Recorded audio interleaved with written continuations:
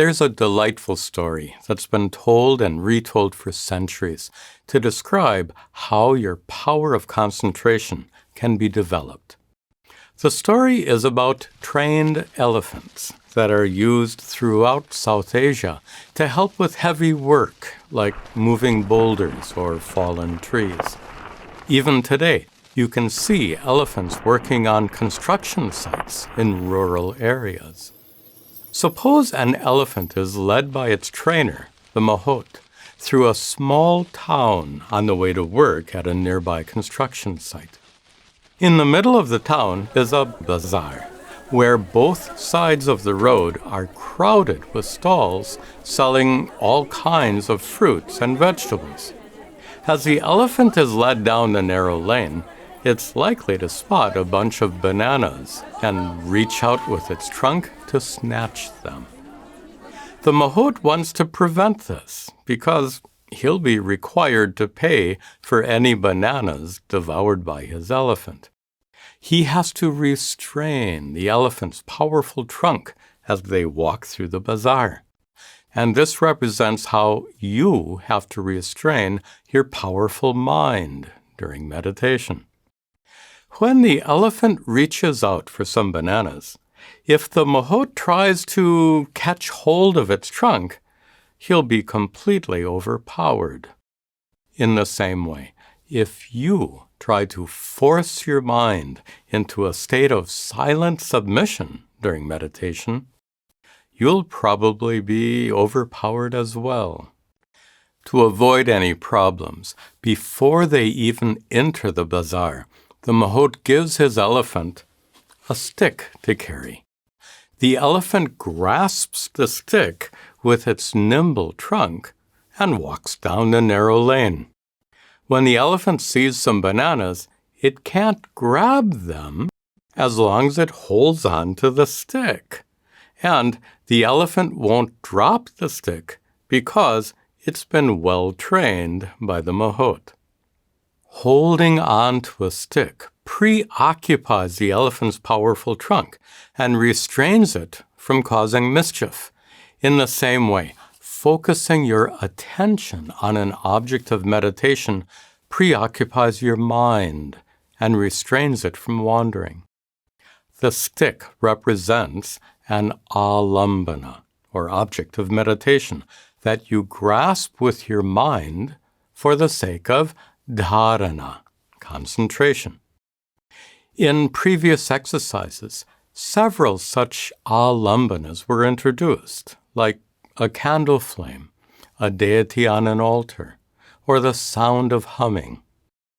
As long as you concentrate on an alambana, keeping your attention firmly fixed on it, your mind is restrained from getting entangled with distracting thoughts, emotions, and sensations. But the elephant in this story seems to be better trained than most of us. The elephant won't drop the stick it carries with its trunk. But we, on the other hand, are quite likely to drop the alambana we use for meditation, especially when we're first learning. It takes a lot of practice for the mind to remain constantly focused on an object of meditation without ever wandering away. When an elephant is first being trained and is given a stick to hold, it'll drop the stick again and again. Each time the stick is dropped, the mahout will patiently give it back to the elephant. That's how elephants are trained. In the same way, when you first try to meditate, your mind will drop the object of meditation again and again. But when you gently bring your mind back to the alambana each time it wanders, your mind will become well trained like the elephant. By bringing your attention back to the alambana again and again, your power of concentration grows stronger. In the coming exercise, the mantra Om is used as an alambana, the object of meditation on which you'll concentrate your attention. Om is not a word. It's a symbol in the form of sound. Om is a sound symbol that represents God, Ishvara, or absolute reality, Brahman. There are several reasons that Om is an ideal sound for this purpose. Here's one. When you chant Om, Om, the sound begins in your abdomen and ends at your lips. In this way, it involves your entire vocal apparatus, your diaphragm, lungs, trachea, larynx, mouth, and lips. Because uttering Om involves your whole vocal system, it's considered a complete, all-encompassing sound that represents the ultimate source of the universe. The exercise we'll practice now combines chanting Om with a simple pranayama technique. The use of pranayama here will help you calm your mind and reduce its tendency to wander. For this exercise, it's best if you sit in a place that's particularly suitable for meditation. You can listen to this exercise using a laptop computer, a tablet, or a mobile device like your phone. This exercise is also available as a podcast or download from our website, using the links in the video description below.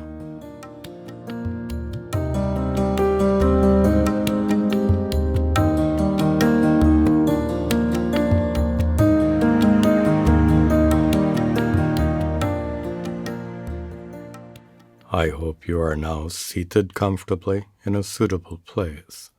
This exercise will take about 10 minutes. First, sit with a proper posture, as we discussed before. Close your eyes gently and take a deep breath to get settled down.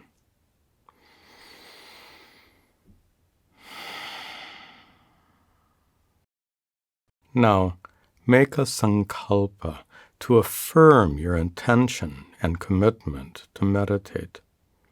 Acknowledge the fact that you have many unfulfilled responsibilities and issues that need to be addressed.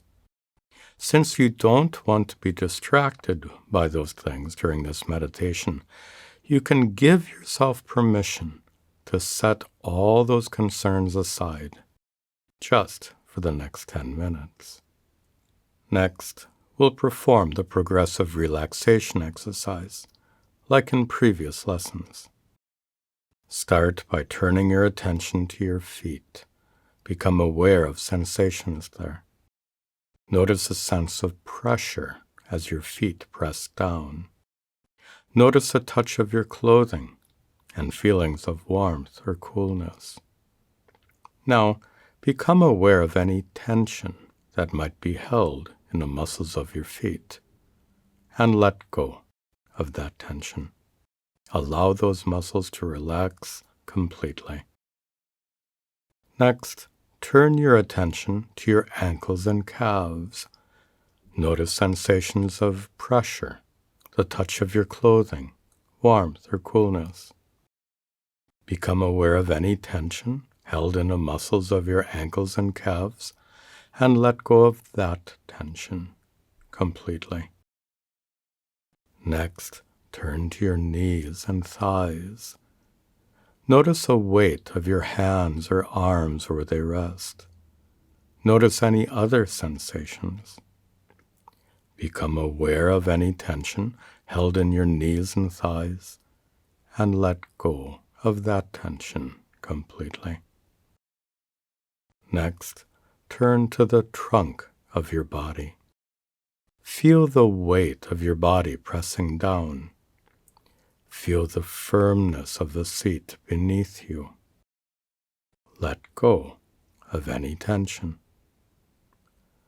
Next, turn to your lower back and stomach together. Become aware of sensations. Let go of any tension. Now turn to your upper back and chest. Become aware of sensations and let go of any tension. Now your shoulders, arms, and hands. Become aware of sensations and let go of any tension. Finally, your neck, face, the muscles around your eyes, at your temples, and across your forehead. Let go of any tension. Now, using the yogic breathing technique, inhale deeply through your nose, filling your lungs completely from the bottom up. Then, chant the mantra Om as you exhale, extending its length as much as possible. Be sure to adjust your breathing so that you never feel lightheaded or short of breath. Focus your attention on the sound of Om and feel its vibration in your chest, your throat, your mouth, nose, and lips.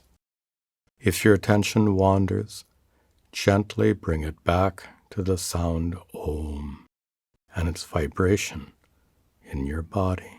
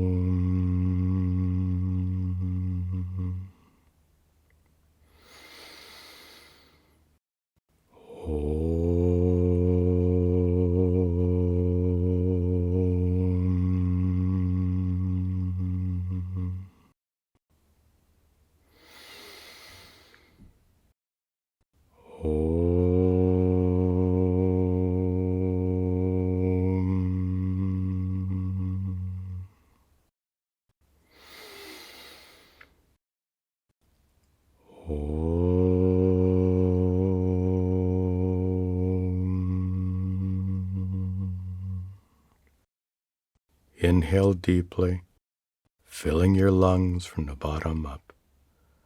Then chant Om, feeling its vibration in your chest, throat, mouth, nose, and lips.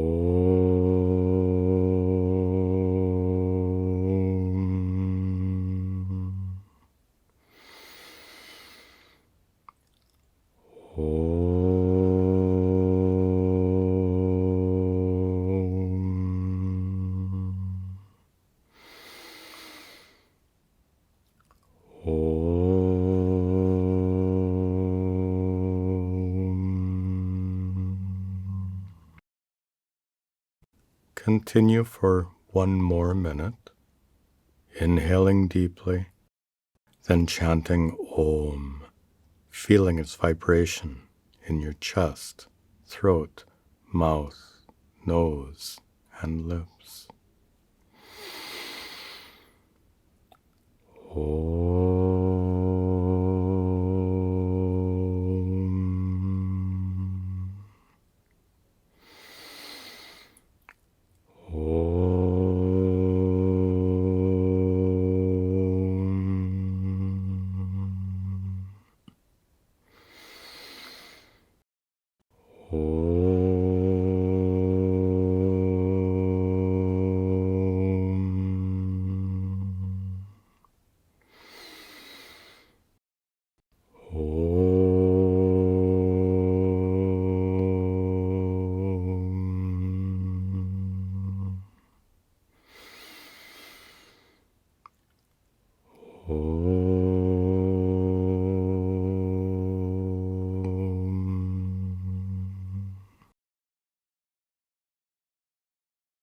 Now, if you're completely comfortable with this practice so far, you can develop it further by inhaling a bit more deeply, then pausing briefly, and then chanting Om for a bit longer, feeling its vibration in your body. If your attention wanders, gently bring it back.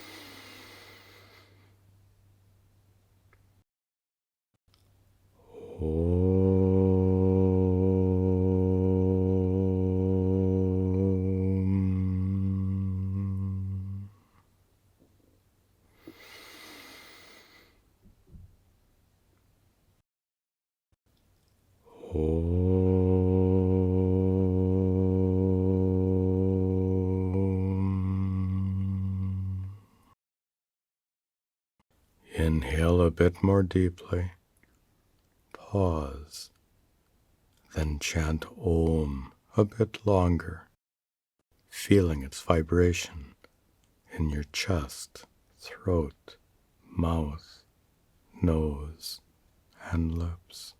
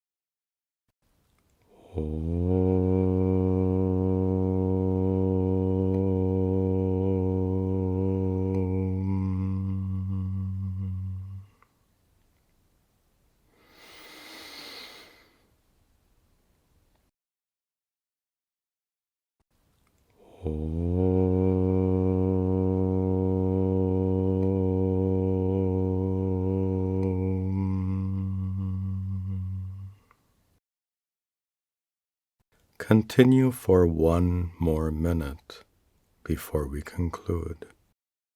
Inhale deeply, pause, then chant Om, feeling its vibration in your chest, throat, mouth, nose, and lips.